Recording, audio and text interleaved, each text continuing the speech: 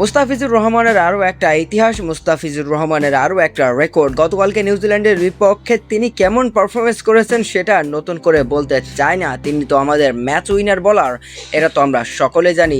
তিনি গতকালকেও নিউজিল্যান্ডের বিপক্ষে 5টি উইকেট নিয়ে আরও একটা রেকর্ড করে ফেলেছেন। তিনি কিন্তু এখন মোস্ট ফাইফার বা লেফট হ্যান্ড পেসারদের মধ্যে 2য় নম্বর অবস্থান করছেন, তাও যৌথভাবে ওয়াসিম আকরাম এবং ব্রেন্ট বোল্টের সঙ্গে।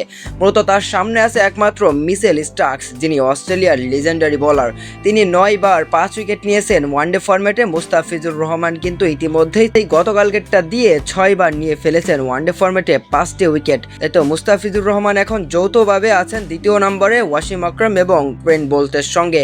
মুস্তাফিজুর রহমান যেভাবে আসলে এগিয়ে যাচ্ছে প্রতিনিয়ত, তাতে মনে হচ্ছে তিনি একসময় মিচেল স্টার্কসকেও ছাড়িয়ে যাবেন। তো দর্শক, আপনার কি মনে হয় ওয়ানডে ফরম্যাটে বামহাতি পেসারদের মধ্যে মুস্তাফিজুর রহমান কি একসময় সবার শীর্ষে যাবেন 5 উইকেট হলের এই তালিকায়?